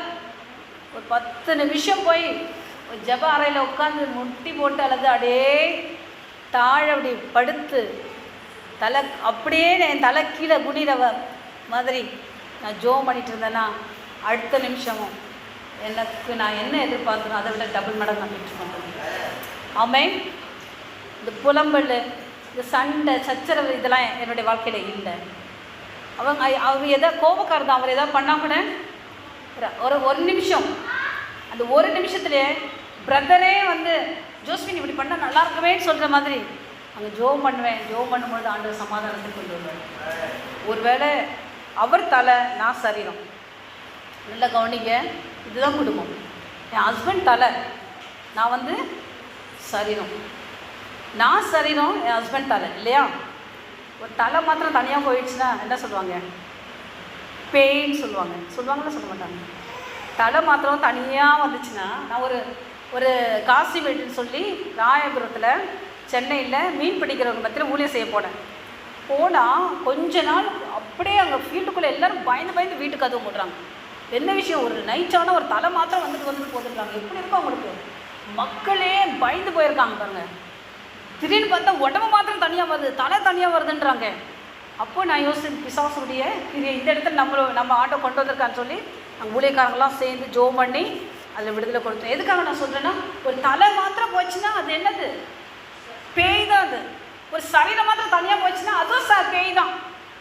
அப்போ தலையும் இல்லை, தலையும் இப்படி தனியாக போய் சரீரமும் தனியாக போச்சுன்னா அது பேய்னா பிசாசுடைய காரியம்தான். அதனால் தலையும் அவசியம், சரீரமும் அவசியம். ரெண்டும் இணைந்தால் தான் காரியங்களை சரீரத்துக்கு செய்ய முடியும். சில சமயம் என் கால் ரொம்ப வலிக்கும், அப்போ என் கையை எழுதுமா செய்யும், தானாக போய் இந்த காலை பிடிச்சி விடும். ஏன் வலிக்குது? என் கால் வலிக்குது, என் கை வலிக்குது, என் தலை வலிக்குது. ஏன் தைலத்தை எடுத்து என் தலையில் போடுறேன்? தலை வலிக்குது. இந்த கையிலேருந்து இப்படி ஆக்டிவிட்டிஸ் அப்படியே வருது. ஏன்? சரீரம் நல்லா இருந்தால் நல்லா இருக்கும்னு சொல்லி நம்ம எல்லாருமே ஒரே சரீரம். தலை இம்பார்ட்டன்ட், சரீரமும் இம்பார்ட்டன்ட், எல்லாம் ஃபிங்கர்ஸும் இம்பார்ட்டன்ட். ஒரு கை எனக்கு ஒரு மாதிரி கோடலாக இருந்துச்சுன்னா, என்ன இது கோணலாக இருக்க, பார்க்குறவங்கள இது என்ன சிஸ்டர் விரல் கோடிட்டு போகுது, அப்படியா இதை நாளைக்கு வெட்டி போட்டுறேங்கன்னு சொல்ல முடியுமா? சொல்லுவேன் நான். அது சுகர் பேஷண்ட்டாக இருந்தால் கூட அது அழுகி போய் விழுற வரைக்கும் மெடிசன் கொடுத்து சரியாக தான் நம்ம பார்க்கணும், இல்லையா? அதே போல தான் அந்த சரீரம். இந்த தலை யார்? கிறிஸ்து. சரீரம் நாம். சரீரம் யார்? ஆலயம். இந்த ஆலயத்தை ஒருவர் கெடுத்தா அது ஆண்டவருடைய சபையை கெடுத்த மாதிரி. பிரியமானவர்கள், அதனால் கிறிஸ்துவ வாழ்க்கையில் ஒவ்வொரு காரியம் பேசும்போதும் செய்யும்போதும் பயந்து செய்வோம். ஆண்டவர் இல்லைன்னு நினைக்காதீங்க, நம்ம கூடவே இருக்கார். அவர் தெளிந்த புத்தி நம்ம கொடுத்துருக்கார். ஆமென். தெளிந்த புத்தி இல்லைன்னு நம்ம கேட்கணும். 1 தீமோத்தேயுல வாசிக்கிறோம், நமக்கு பயமுள்ள ஆவி அல்ல, தெளிந்த புத்தியை கொடுத்துருக்காராம். நம்ம உலக மனுஷனே தெளிந்த புத்தியோடு வாழ்வான் என்றால் அவன் செய்கிற காரியெல்லாம் பாருங்கள், புத்தியாக செய்து செய்து அவன் இவ்வளோ வாழ்க்கையை நடத்துகிறான். நரகத்துக்கு போக வேண்டியவன் அவனுடைய சப்போஸ் மரித்தான ஆண்டவரை ஏற்றுக்கொள்ளாமல் அவனுடைய ஆத்மா எதற்குரியது? பிசாசுக்குரியது. அவனே இந்த உலகத்தில் ஞானமாக செய்ய வேண்டும் என்றால் நீங்களும் நானும் ஒரு ஜீவனுள்ள உயிருள்ள ஞானத்துக்கு அடையாளமாகிய தேவனுடைய புத்திகளாக இருக்கோம், புத்திரராக இருக்கோம் இல்லையா, குமார்த்தியமாக இருக்கோம். அப்போ நீங்கள் நானும் எவ்வளோ ஞானமாக செயல்படணும். நம்ம பைபிளில் வாசிக்கணும். வாசிக்கும்பொழுது அதான் வசனம் புடமிட்டதுன்றாங்க பாருங்கள். அந்த வசனம் நம்மோட பேசுவதற்கு விட கொடுக்கணும். நான் ஒரு முறை சென்னையில் ஒரு கேம்புக்கு போயிருந்தேன். சின்ன பிள்ளைங்களை கூப்பிட்டு போயிருந்தோம். நான் என்ன டீச்சராக கூப்பிட்டுதாங்க நாங்கள் போயிருந்தோம். அங்கே வெறும் கொய்யா மரமாக இருந்துச்சு. எனக்கு கொய்யாக்கு அப்படியே பறிச்சு சாப்பிடணுன்னு ஆசை. நான் கேம்ப்பு அன்றைக்கி மத்தியானம் இந்த ரெஸ்ட் டைமில் சாப்பாடு கொடுத்த பிறகு எங்களை என்ன பண்ணாங்க, நீங்கள் ரெஸ்ட் எடுக்கலான்னு சொல்லிட்டாங்க. நான் மத்தியானத்தை தூங்குற பழக்கம் இல்லை. நான் அப்படியே நடந்துகிட்டே வந்தேன். அந்த கேம்பஸை சுற்றி வந்தேன். பார்த்தா கொய்யாக்கா 2-3 கொய்யாக்கா எடுத்து சாப்பிட்டேன். எவ்வளோ சாப்பிட முடியும் நம்மளால்? சாப்பிட்டேன். மீதி எடுத்தேன், என் புடவையை வச்சு அதில் முந்தானியில் மூடின உடனே அந்த தோட்டக்காரன் பார்த்துப்பான் என்ன. அவர் என்ன பண்ணார், ஏய் அது யார் அப்படின்னாரு. அவ்வளோதான். நான் உடனே கொய்யாக்காவை அப்படியே மடியில் சுருட்டிக்கிட்டு, அன்றைக்கி காலையில் எனக்கு வசனம் என்னென்னா, பிறர் பொருளை இச்சியாதிருப்பாயாங்க. பிறர் பொருளை யார் பொருளையும் நீங்கள் விரும்பக்கூடாது. அதுதான் நான் யோசனை. நம்ம வந்திருக்கிறது ஊழியத்துக்கு தானே வந்திருக்கோம் இல்லை, அதுவும் பிள்ளைகளுக்கு டீச்சராக வந்திருக்கோம். நம்ம எங்கே மற்றவங்க பொருளை இச்சிக்க போகிறோம் அப்படின்னு சொல்லி அந்த வசனத்தை கேர்லெஸ்ஸாக விட்டோம் பாருங்கள். அன்றைக்கி காலையில் தான், அன்றைக்கி மத்தியானத்தான் நான் என்ன பண்ணுறேன், தோட்டத்தில் போய் கொய்யாக்காவை எடுத்து என் மடியில் கட்டிட்டு வரும்பொழுது யாருன்னு சொன்னாங்களோ அப்படியே எடுத்துகிட்டு ஓடி வந்தேன். எங்கே? என் ரூமுக்குள்ளே வந்த உடனே ஆண்டவர் என்கிட்ட சொன்னார், இந்த கொய்யாக்கா உன்னுடையதா அப்படின்னாரு. சொல்லிவிட்டு, இதை ஏன் தூக்கிட்டு நீ ஓடி வந்த? ஒன்றா இருந்தால் தூக்கிட்டு ஓடி வந்திருப்பியா? ஒன்றா இருந்தால் நீ தூக்கிட்டு வந்திருப்பியா? இல்லை, உன்னுடையது இல்லை. இது எவ்வளோக்கு வாங்கலாம்? ஒரு 10 ரூபா 20 ரூபாய். ரோட்டில் போனால் கிடைக்குமா கிடைக்காதா? இதுக்கு இந்த ஓட்டமா உனக்கு? அது சாரி கட்டிட்டு. ஸோ அப்போ தான் வெக்கப்பட்டு, ஆண்டவரே என்னை மன்னிச்சிருங்கன்னு சொல்லி அந்த கொய்யாக்காவை எடுத்து ஜன்னல் வழியாக வீசி எறிஞ்சு பாருங்கள். இது எனக்குரியது இல்லை. நான் வெளியில் போனால் ஒரு 10 ரூபா கொடுத்து வாங்கலாம். ஆனால் ஆண்டவருடைய வசனத்தை அன்றைக்கி அசட்டை பண்ண. சிம்பிள் தான், சின்ன வசனம் நம்மளோட பேசுகிறதுக்கு நம்ம ஏற்றுக்கொள்ளணும். அது சிறு பிள்ளைகள் பேசினாலும் இவங்க எப்போ நம்ம விட்டு கொடுக்கும்போது இதுதான் ஆண்டவர் விரும்புகிறார். புத்தியுள்ள ஒரு வாழ்க்கை. நம்ம ஏற்றுக்கொள்ளாத பொழுது என்ன பண்ணுறோம், அதை நம்மளுடைய புத்தி இல்லாத ஒரு வாழ்க்கையாக வாழ்கிறோம். எப்படி? கரங்களினாலே தன்னுடைய வீட்டை என்ன பண்ணுறாலும் இடித்து போடுகிறோம். அது பெண்கள் மாத்திரம் இல்லை, நம்ம எல்லாருமே வார்த்தையினால் மற்றவங்களை ஹர்ட் பண்ணுறோம். புத்தியினால் காரியங்களை நம்ம செய்யணுன்னா சம்டைம்ஸ் நம்ம அமைதியாகிட்டு உங்கள் ஜப அறைக்கு போயிடுங்க. ஆண்டவரே இது என்னால் தாங்க முடியல, இந்த சூழ்நிலை எனக்கு புரியல, இது எப்படி ஹேண்டில் பண்ணணுன்னு எனக்கு தெரியல, இந்த மாதிரி ஒரு சூழ்நிலையில் நான் என்ன பேசணும்னு எனக்கு தெரியல, நீங்கள் எனக்காக இடைப்படுங்க சொல்லி நீங்கள் அங்கே ஒரு நிமிஷம் மௌனமாக இருந்தீங்கன்னா, எந்த இடத்துல நீங்கள் பேச வேண்டுமோ அந்த இடத்துல நீங்கள் மௌனமாக இருந்தீங்கன்னா உங்களுக்காக ஆண்டவர் கிரியை செய்வார். ஆமென். அதுதான் புத்தி உள்ள வாழ்க்கை. நீங்கள் அங்கே மௌனமாக இருக்க வேண்டிய இடத்துல நீங்கள் ஏதாவது தெரியாமல் வாய் திறந்தீங்கன்னா அது உங்கள் லாங் வாழ்க்கைக்கும் உங்கள் பின்னாடி ட்ரெயின் என்ஜின் பின்னாடி ஒவ்வொரு கம்பார்ட்மெண்ட் வர மாதிரி வந்துகிட்டே இருக்கும். ஸோ இது வராமல் இருக்கணும்னா எங்கே நம்ம அமைதியாக இருக்கணுமோ அவங்க அமைதியாக இருக்க ஆண்டவர்கிட்ட புத்தியை கேட்போம். நம்ம ஆண்டோடைய சரீரம், ஆண்டவர் நம்ம தலை. சபைக்குள்ளே எப்படி ஒரு போதகருக்கு நம்ம அடங்கியிருக்கோமோ அதே போல் குடும்பமும் சின்ன சின்ன விஷயத்துலேயும் ஆண்டோடைய நாம் மகிமைப்பட வாழ வேண்டும். ஆமென். நம்ம வாழ்க்கையில் ஆண்டோடைய நாம் மகிமைப்படுவதற்கு விரோதமாக தான் பிசாசு கிரியை செய்யலாம். நீங்கள் புரிஞ்சுக்கோங்க, என்னுடைய சத்துரு என் மாமியார் கிடையாது, என் மருமகன் கிடையாது, என் புருஷன் கிடையாது, என் பிள்ளை கிடையாது. என்னுடைய சத்துரு ஒரே ஒரு ஆள் தான். யார்? பிசாசு. அந்த பிசாசை நீங்கள் அடையாளம் கண்டுகொள்ளுங்க, உங்கள் வாழ்க்கை ஸ்மூத்தாக முடியும். ஆமென். பிசாசை அடையாளம் கண்டுகொள்வதற்கு தான் யோசேப்புடைய வாழ்க்கையில் வசனம் புடமீடும் வரைக்கும் அவன் ஜெயிலில் இருக்கான். அந்த வசனம் கரெக்டாக அவனுக்கு ஆண்டவர் என்ன வாக்கு கொடுத்தாரோ அதை நிறைவேறும் பொழுது ஆள் அனுப்புகிறார் ஆண்டவர். யாரை? ராஜாட்ட சொல்கிறாரே, என் மகன் உள்ளே இருக்கான், வெளியில் வர சொல்லு. நீ தான் சொல்ல முடியும். ஜெயிலுக்கு கொண்டு போய் போட்டது யார்? அதிபதி தான் போட்டிருப்பான். அதே அதிபதி தானே வெளியில் கொண்டு வரணும். ஆனால் அந்த அதிபதி வெளியில் கொண்டு வர்றதுக்கு இங்கே ரெக்கமெண்டேஷன் எங்கேருந்து வருது? மேலேருந்து வருது, ராஜா கிட்டேருந்து வருது. ஸோ இன்றைக்கி உங்களுடைய வாழ்க்கையில் பெரிய பெரிய காரியங்களை பெற்றுக்கொள்ள, அதிசயங்களை பெற்றுக்கொள்ள, அற்புதங்களை பெற்றுக்கொள்ள, சமாதானத்தை பெற்றுக்கொள்ள, சுகத்தை பெற்றுக்கொள்ள, விடுதலையை பெற்றுக்கொள்ள, உங்கள் குடும்பத்தில் உள்ள பிள்ளைகள் ரட்சிப்பை பெற்றுக்கொள்ள, கணவனும் மனைவியும் வாழ்க்கையில் உங்களோட இணைந்து இசைவாய் ஒழுங்காய் கட்டப்படும்படிக்கு கிரியை செய்ய, நீங்கள் வசனத்துக்கு கீழ்ப்படிந்து வசனத்துக்கு உங்களோட பேசுவதற்கு வசனம் என்ன சொல்லுதோ அதுக்கு நீங்கள் கீழ்ப்படுவீர்கள் என்றால் நிச்சயம் ராஜாவை அனுப்புவார் ஆண்டவர். ஆமென். அந்த ராஜாவனுடைய பந்தியில் உங்களுக்கு பங்கு கிடைக்கும். ஆமென். இது சாதாரண பந்தி கிடையாது, ராஜாவனுடைய பந்தி. ராஜாவுடைய பிள்ளைகள் சொல்லி உங்களை பார்த்து சொல்லுவாங்க. ஒரு காலத்தில் சொல்லுவாங்க, நீங்கள்லாம் ரொம்ப டவுனில் இருந்தாலும் உயர்த்தும் பொழுது ஆண்டவர் அங்கே உயர் ஸ்தலத்தில் இருக்கும்பொழுது மக்கள் சொல்லுவாங்க, எங்கே போயிட்டா பாரு அப்படின்னு சொல்லுவாங்க. எப்படி? ராஜாவினுடைய பிள்ளையாக நீங்கள நான் இருப்பதுனால இது உயர்ந்த ஸ்தலம் நமக்கு வேணும். எங்கே? ஆவிக்குரிய வாழ்க்கையில் உன்னத அனுபவம், இந்த உலகத்திலே உயர்ந்த ஸ்தலத்தில் நீங்கள நானும் இருப்பதற்காகவே தன்னுடைய ஒரே குமாரனை ஜீவ பலியாய் நமக்காக ஆண்டவர் ஒப்பு கொடுத்தார். ஆமென். கண்களை மூடுவோம், ஆண்டவரை நோக்கி பார்ப்போம். புத்தியுள்ள ஸ்திரீ தன் வீட்டை கட்டுகிறாளாம், புத்தி இல்லாதவர் தன்னுடைய கரங்களினால் அதை இடிக்கிறார். இன்றைக்கி நிறைய வீடுகள் இடிக்கப்பட்டு சில பிரச்சனைகளை பார்த்து நான் கூட சில சமயம் ஊழியங்களில் இருந்தாலும் சில மக்கள் பேசுகிற வார்த்தைகள், என் வாழ்க்கையில் நடந்த சில காரியங்களை பார்க்கும்பொழுது கோபத்தில் நம்ம பேசணும் பாருங்கள், அந்த வார்த்தைகள்லாம் புத்தி இல்லாமல் இடிக்கப்பட்ட காரியங்கள். பிரியமானவர்களே, இன்றைக்கி புத்தியுள்ள ஸ்திரீயாக நீங்கள நாம் வாழ வேண்டும். இது ஆணாக இருக்கட்டும் பெண்ணாக இருக்கட்டும், ஆண்டவர்கிட்ட கேட்கும், ஆண்டவரே எனக்கு புத்தியை தாங்க. இந்த இடத்துல நான் எப்படி வாழணும்னு எனக்கு தெரியல, இந்த இடத்துல எப்படி பேசணும்னு எனக்கு தெரியல, இவங்க எப்படி நல்லவங்களா கெட்டவங்களான்னு புரிஞ்சுக்கொள்ள தெரியல. சம்டைம்ஸ் நல்லவங்கள கூட நான் துக்கப்படுத்தியிருக்கேன். சில சமயம் நான் நல்லவன் தான், எனக்கு நல்லவர் தான், ஆனால் என்ன அவங்க வேதனைப்படுத்துகிறாங்க, என்ன அவங்க புரிஞ்சிக்க மாட்டேன்றாங்க. இப்படி உங்கள் வாழ்க்கையில் சில சூழ்நிலைகள் வரும் என்றால் பிரியமானவர்களே, நீங்கள் இந்த இடத்துல புத்தியாய் வாழ கர்த்தர் இடத்துல உங்களை ஒப்புவீங்க. வசனத்துக்கு உங்களை ஒப்பு கொடுங்க, வசனத்துக்கு உங்களை ஒப்பு கொடுங்க. தெளிந்த புத்தி உள்ள உங்களுக்கு மக்களாக இருக்கணும், தெளிந்த புத்தி உள்ள மக்களாக நீங்கள் நாம் வாழ வேண்டும். பிள்ளைகளையோ கணவனையோ நம்ம குடும்பத்தோடு இசைந்து ஒன்றாய் நம்ம கட்டி எழுப்புவதற்கு நமக்கு புத்தி அவசியம்.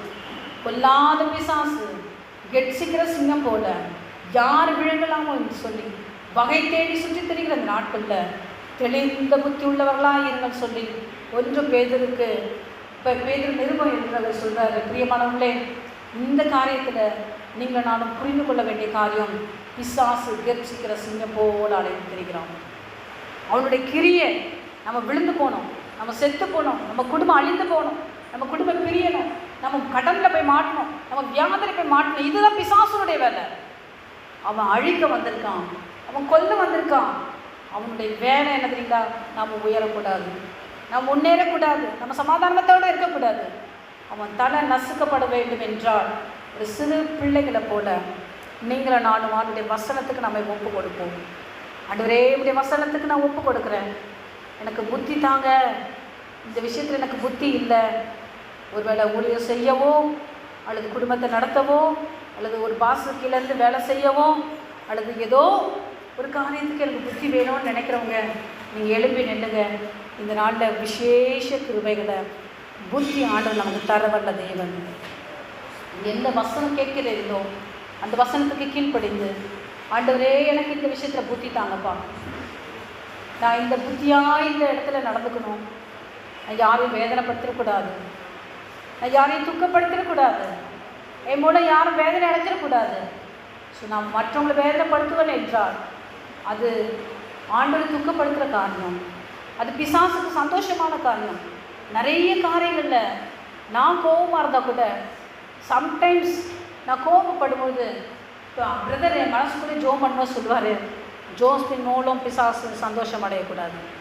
சம்டைம்ஸ் அவர் கோபம் அடையும் போது நான் சொல்வேன், ஆண்டவரே இவ்வளோ பெரிய கோவப்படுறாங்கல்ல, இவங்க கோவப்படுறதுனால பிசாசு சந்தோஷம் அடையக்கூடாதுன்னு சொல்லும்பொழுது அந்த கோபம் ஒரு ஐஸ்கிரீம் மாதிரி ஒரு அன்பில் போய் முடியும் பாருங்கள். பிரியமானவர்களே, தர்மியான வேலையில் ஆண்டவரே எனக்கு புத்தி வேணும்ப்பா, நிச்சயம் எனக்கு புத்தி வேணும், எனக்கு புத்தி வேணும்ப்பா. சில சமயம் புத்தி இல்லாமல் நான் நடந்துட்டேன், புத்தி இல்லாத கலாத்தியர் போல நாங்கள் இருந்திருக்கோம், புத்தி இல்லாத ஒரு பிள்ளைகள் நாங்கள் சொல்லி பேர் எடுத்திருக்கோம்.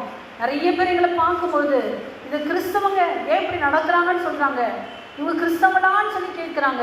நாங்கள் யாரும் அப்படி நடந்துடக்கூடாது, நாங்கள் யாரும் அப்படி பேசக்கூடாது, நாங்கள் யாரும் அப்படி மற்றவங்களை துக்கப்படுத்தக்கூடாது. எங்கள் வாழ்க்கையில் புத்தி வேணுமப்பா. ஆண்டவரே எங்கள் மூலம் சத்ரு விளையாடுறா சுவாமி, எங்கள் மூலம் சத்ரு மகிழ்ச்சி அடையக்கூடாது, அவன் தலை நசுக்கப்பட வேண்டும். புத்தி இல்லாத சூழ்நிலையில் நாங்கள் எதையும் இடித்து போடக்கூடாது சுவாமி. எங்கள் கரங்கள் கட்ட வேண்டும், எங்கள் கரங்கள் கட்டப்பட வேண்டும். ஒரு காரியத்தை நாங்கள் கையில் எடுப்போம் என்றால் அவள் கை பிளஸ்ஸட், ரொம்ப அவள் கை ஆசீர்வதிக்கப்பட்ட கை. இந்த மகளுடைய கை ஆசீர்வதிக்கப்பட்டது, அவங்க கை வச்சாலும் அது முன்னேற சொல்லணுமப்பா. அப்படின்னா புத்தினால என் கரங்களை கொண்டு நான் எதெல்லாம் செய்யணும் அது ஆசீர்வாதமாய் அமைய, என் கரங்களை கொண்டு நான் எதெல்லாம் செய்யணும் அது பிளஸ்ஸிங்காய் மாற, நான் எந்த காரியத்தில் இறங்கி காரியங்களை நடப்பிக்கிறனோ அதெல்லாம் ஆசீர்வாதமாய் மாறுபடிக்கு என்னை புத்தி உள்ளவளாய் மாற்றுங்கன்னு சொல்லி கேளுங்க, எனக்கு புத்தியை தாங்கன்னு சொல்லி கேளுங்க. சில விஷயங்கள்ல நாங்கள் அப்படி இருக்கிறதில்ல. சில சமயம் நாங்கள் கையை வச்சிடறோம், சில சமயம் ஆரம்பிச்சிடுறோம், சில சமயம் சில காரியங்களை செய்திடுறோம். அப்பா புத்தி இல்லாதனால அது இடிக்கப்பட்டிருக்கு, அதை கட்டித்தாங்கன்னு சொல்லி கேட்போமா? ஆண்டவற்றை நம்ம குழந்தைய போல கேட்போம் என்றால் நிச்சயம் ஆண்டவர் பெரிய காரியங்களை செய்வாங்க. குழந்தைய போல நீங்கள் நானும் கேட்கணும், குழந்தைய போல நீங்களும் நானும் மாற வேண்டும். சில இடங்களில் வேதத்தை வாசிக்காவிட்டால் அது குழந்தைய போல இருக்காதீங்க, அது பால் ஒன்ற குழந்தை நீங்கள் இல்லைன்றாரு. ஆனால் சில சமயம் ஆண்டவர் சொல்கிறாரு, நீங்கள் குழந்தைய போல மாறணும். குழந்தைங்க எப்படி தெரியுங்களா, ஒருத்தங்க செய்த தவற மன்னிச்சுவாங்க பாருங்கள். 2 பிள்ளைங்க சண்டை போட்டுட்டு இருந்தாங்கன்னா அதனால பெரிய குடும்பங்கள் உண்டு. அதே சிறு பிள்ளைங்க அதே தெருவில் ஒன்றாக ஓடுவதை நம்ம பார்க்க முடியும். ஆண்டவர்கிட்ட கேட்போமா, ஆண்டவரே இந்த குழந்தையின் குணத்தை எனக்கு தாங்க, நான் ஒரு குழந்தைய போல மாற எனக்கு கிருபை தாங்க. சில சமயம் நான் புத்தியற்ற காரியங்களை செய்திருக்கேன், சில சமயம் வாயினால் புத்தியற்று பேசியிருக்கேன், சில சமயம் நான் என்னுடைய வார்த்தைகள் புத்தியற்ற வார்த்தைகள் வந்திருக்கு, என்னை மன்னிச்சிருங்கன்னு சொல்லுங்கள். சில சமயம் உங்களை வைத்து கூட சில பேர் புத்தி இல்லாமல் நடந்திருக்கலாம், அவங்கள நீங்கள் மன்னிக்க ஆண்டவர் உங்களை அழைப்பு கொடுக்குறாரு. நீங்கள் மன்னிக்காவிட்டால் அவங்க பாவங்கள் மன்னிக்கப்படாதுன்னு சொல்லி பைபிளில் வசனம் இருக்குது. நீங்கள் அவங்கள மன்னிச்சிருங்க, நீங்கள் அவங்கள மன்னிச்சிருங்க. உங்களை ஒருவேளை புத்தி இல்லாமல் உங்களோட அவங்க நடந்திருக்கலாம், நீங்கள் மன்னிக்காவிட்டால் பரலோக ராஜ்யத்துக்குரிய பிள்ளைகள் நீங்கள் கிடையாது. நீங்கள் அந்த பொய்க்கு பிதாவாகிய பிசாசனுடைய புத்திரர்கள் என்று வேத வசனம் சொல்லுது. பிரியமானவர்களே, ஆண்டவற்றை கேட்போம், ஆண்டவரே நான் புத்தியாய் வாழ, புத்தியாய் பேச, புத்தியாய் காரியங்களை செய்ய, புத்தியாய் நான் நடந்து கொள்ள. ஒருவேளை ஆஃபீஸ் விஷயமா இருந்தால் கூட கர்த்தாவே எங்கள் பாஸு கீழே நான் அடங்கி இருக்கக்கூடிய காரியமாக இருந்தால் கூட, ஒருவேளை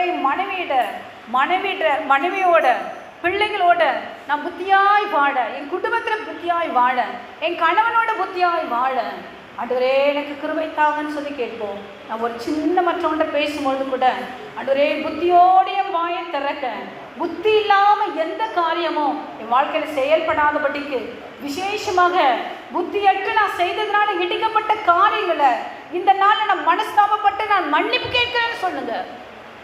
பிரியமானவர்களே, ஆவியானவர் கிரியை செய்ய நீங்கள் விட்டு கொடுக்க வேண்டும், உங்கள் மனதை விட்டு கொடுக்க வேண்டும், உங்கள் காரியங்களை உங்களுடைய எண்ணங்களை விட்டு கொடுக்க வேண்டும். ஆவியானவரே, அன்பின் ஆவியானவரே,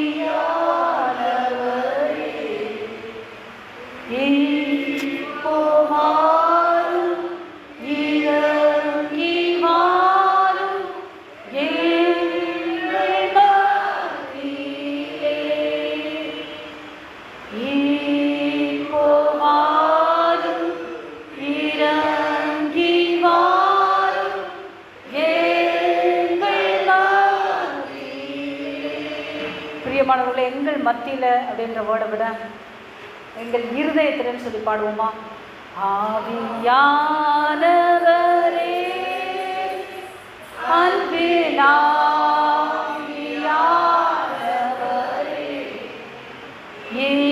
இப்போ வாரும் இறங்கி வாரும் எங்கள் மத்தியிலே.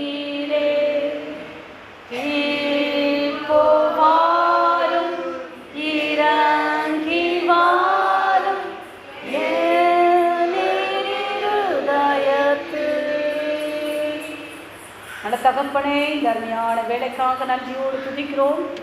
இயேசு கிறிஸ்து நாமத்தினால் பிதாவே, இந்த பிள்ளைகளோடு இணைந்து ஆராதிக்க அடுரே ஒரு சமூகத்துக்குள்ளாக வர, இந்த பிரசனத்துக்குள்ளாக வர எங்கள் அனைவருக்கும் கொடுத்த கிருபைகளுக்காக நன்றி.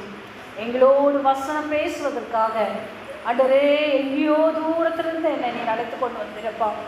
அடுரே உமது சரீரத்தில் என்னையும் கத்தாவே அருமையான உமது பிள்ளைகளோடு இணைத்து கொண்ட கிருபைகளுக்காக நன்றி. நாங்கள் சில சமயம் சில பேர் கத்தாவே அடுரே புத்தி இல்லாமல் இருந்திருக்கும் அப்பா. எங்களை மன்னிங்கப்பா, எங்களை மன்னிப்பீராக சுவாமி. சில சமயம் நாங்கள் பேசுகிற வார்த்தைகள், நாங்கள் செயல்பட்ட காரியங்கள் உண்மை வேதனைப்படுத்தியிருக்கு, பரிசுத்த ஆவியானவரை துக்கப்படுத்தியிருக்குப்பா. எங்களை மன்னிங்க. இதெல்லாம் நாங்கள் புத்தி இல்லாதனால செய்த காரியங்கள் சுவாமி.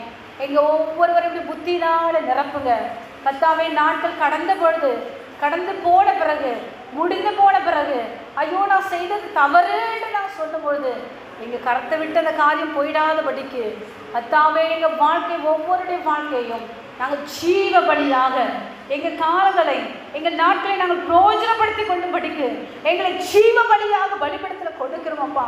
இதுவே புத்தி உள்ள ஆராதனை என்று சொன்னேன். எங்களை ஜீவ பலியாக கொடுக்கிறோம் இல்லை அன்றைய நாமத்தினால கத்தாவே நாங்கள் மன்னிக்கப்பட, இயேசு கிறிஸ்துவின் ரத்தத்தினால் நாங்கள் சுத்திகரிக்கப்பட, கத்தாவே நாங்கள் பரிசுத்தமாய் வாழ, நாங்கள் உமக்கு பிரியமாய் வாழ, எங்களை பார்க்கும் பொழுது உமது பிள்ளைகள் என்று மற்றவங்க சொல்லும்படிக்கு அன்றைய பரலோக ராஜ்யத்துக்குரியவர்களாக நாங்கள் ஜீவிக்க, உம்மை பிரியப்படுத்த, அன்றைய பரலோகம் எப்படி இப்பொழுது உம்மை துதித்துக் கொண்டிருக்கோம் அதே போல உடைய ராஜ்யம் எங்களுடைய இருதயத்தில், எங்கள் குடும்பத்தில், எங்கள் கையின் கிரியையில், எங்களுடைய ஆஃபீஸில், எங்களுடைய ஊழிய பாதையில், எங்களுடைய ஒவ்வொரு பிள்ளைகளுடைய வாழ்க்கையில், எங்கள் ஒவ்வொருடைய பேர பிள்ளைகள் வாழ்க்கையில், ஒவ்வொருடைய கணவனுடைய வாழ்க்கையில், ஒவ்வொருடைய மனைவியுடைய வாழ்க்கையில் உடைய ராஜ்யம் கிரியை செய்ய நாங்கள் விட்டு கொடுக்கிறோம் அப்பா. விட்டு கொடுக்கிறோம் சுவாமி. எங்களை விட்டு கொடுக்கிறோம். குழந்தையை போல நாங்கள் ஆண்டவரே இப்படி சமூகத்தில் எங்களை தாழ்த்துகிறோம் அப்பா. நாங்களும் கத்தாவே குற்றமற்ற ரத்தத்தினால கழுவப்பட்ட பிள்ளைகளாக குற்றமற்றவர்களாய் வாழும்படிக்கு எங்க ஒவ்வொருவரையும் ரத்தத்தினால சுத்திகரிங்க சுவாமி. சுத்திகரிங்க. எங்க குடும்பங்கள்ல யாருடைய வாழ்க்கையிலும், யாருடைய குடும்பத்திலையும், யாருடைய சரீரத்திலையும் பிசாசு தொடக்கூடாது சுவாமி. அவனுக்கு அதிகாரம் இல்லை. நாங்களுடைய நாங்களுடைய கருத்தினால் சிருஷ்டிக்கப்பட்டவர்கள் அப்பா. உங்களுடைய சிருஷ்டிப்புகள் நாங்கள் சுவாமி. அதே போல உங்களுடைய விலையேற பெற்ற ரத்தம் எங்களை உங்களுடைய சொந்த பிள்ளைகளாக எங்களை ஆண்டவரே எங்களை ஏற்றுக்கொண்டதுனால, எங்களை உங்களுடைய ரத்தத்தை கொடுத்து வாங்கினதுனால, நாங்கள் ரெண்டு தரப்புல உமக்கு சொந்தமானவர்களாய் காணப்படுகிறதுனால நாங்கள் விலையேற பெற்றவர்கள் சுவாமி. நல்ல தகப்பனே, தர்மையான வேலை நீங்கள் செபத்திலையும் கேட்டுக்கொண்டிருக்கிறேன்.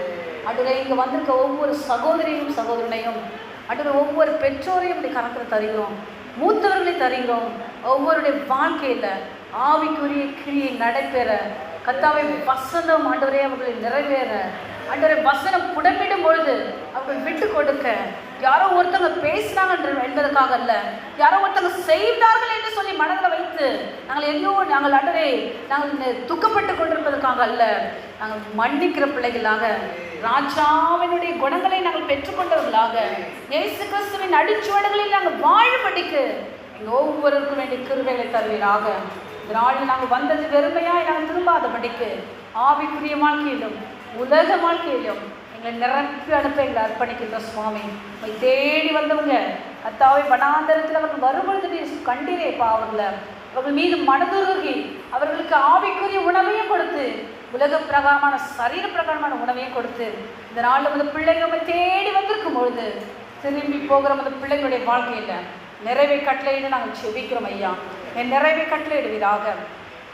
எதற்காகலாம் விண்ணப்பம் பண்ண வேண்டும், ஜெபித்தா நல்லா இருக்கும், இதுலேருந்து விடுதலை பெற்றா நல்லா இருக்கும்னு சொல்லி வந்தாங்களோ உங்களுடைய வாழ்க்கையில் ஒரு விடுதலை கத்தரை தர வேண்டுமா செபிக்கிறோம். விடுதலை தர வேண்டுமா செபிக்கிறோம். எந்த நுகத்தை சுமந்து கொண்டிருக்கார்களோ அந்த நுகத்தை கத்தரை உடைப்பீராக. கத்தருடைய ரத்தம் இவர்கள் மீது தெளிக்கப்பட்டதுக்காக நன்றியோடு துதிக்கிறோம். ஒவ்வொருவரும் ஜீவபலியாய் கொடுக்கிறோம். போதகரையும் உங்கள் மனைவியையும் பிள்ளையும் கரத்தில் தருகிறோம். கத்தனை வேலி அடைத்து பாதுகாத்து கொள்ளுங்க. ஆண்டவரே, அவருடைய மனதில் உள்ள பாரங்களை நீர் அறிந்திருக்கிறேன் சுவாமி. கத்தனை கத்தாவை அடுத்த முறை பார்க்கும்போது இந்த எதற்காக பாரப்பட்டு அவர் கலங்கியிருக்காரோ அந்த காரியத்தில் ஒரு மன மகிழ்ச்சியை தர வேண்டுமா நீ செய்ய போகிறேன். நன்றி. விசேஷமாக இந்த பகுதியில் கத்தாவே இந்த சபை மூலமாக அடுத்த புரோஜனமான பிள்ளைங்க ஆவிக்குரிய வாழ்க்கையில் வளரும்படி இழுத்து கொண்டு வருவீராக சுவாமி. யாரெல்லாம் ரட்சிக்கப்பட்டு சபை மூலம் பலனை பெற்றுக்கொண்டார்களோ எவ்வளவு தூரத்தில் இருந்தாலும் சாட்சியாக ஜீவிக்கும்படிக்கு கிருபை பாராட்டுவீராக. விசேஷமாக இன்னும் ஆத்துமாக்கள் வேணும் அப்பா. நாங்கள் இங்கே நின்று இந்த பிள்ளைகளோடு இணைந்து ஜெபிக்கிறோம். சபையில் ஒரு அடரே ஒரு சரீரமாக ஒரு அங்கத்தினராய் நின்று ஜெபிக்கிறேன் சுவாமி. வடக்கு கிழக்கு தெற்கு மேற்கில் இருக்க ஆத்துமாக்களை எங்களுக்கு சொந்தமாக தாங்கலாம். எங்களுக்கு வேண்டும் சுவாமி. அடரை ஆராதிக்கும்படிக்கு அடரே பார்வோனின் ஆவி யாரெல்லாம் இருந்து அவர்களை ஆராதிக்க போக விடாமல் தடை பண்ணி கொண்டிருக்கோம். அந்த தடைகள் உடைக்கப்பட்டு ஒரு பிள்ளைகள் கத்தாவே ஆண்டவரே இந்த ஆயத்துக்குள்ள வந்துமை ஆராதிக்கும்படிக்கு கத்தாவை துதிக்கும்படிக்கு அந்த அடிமைதனத்தின் ஆவிலிருந்து அவர்களை விடுதலை செய்ய வேண்டுமா செபிக்கிறோம். கத்தர் நீ பெரிய காரியங்களை செய்து கொண்டிருக்கபடியா நன்றி. சரீரத்தில் பலவீனத்தோடு யாராவது வந்திருப்பார்கள் என்றால் சுகத்தை தருவீராக. பொருளாதார குறைவில் வந்திருப்பார்கள் என்றால் நிறைவாக்குவீராக. விசேஷமாக மனதில் நிம்மதி இல்லாமல் வந்திருப்பார்கள் என்றால் நிம்மதியை தருவீராக. கத்தாவே ஏதோ வெறுமையனை என்னுடைய இருதயத்துக்குள்ளே இருக்குன்னு நினைப்பார்கள் என்றால் நிறைவானவர் வரும் பொழுது குறைவானது ஒளிந்து போகுமே. இந்த நிறைவானவர் நீ நம்முடைய வாழ்க்கையில் இருக்க குறைவை நிறைவாக்கி தர வேண்டுமா செபிக்கிறோம். எங்களை மறுபடியும் வாங்க ஜீவபலியாக சிறுவாண்டையில் தாழ்த்துகிறோம். கத்தனை ஒருவரே மகிமைப்படுவீராக.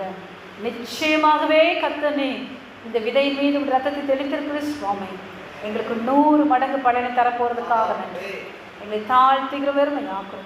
ஏசுவின் மூலம் ஜெபத்தை அளிக்கிற நல்ல பிதாவே.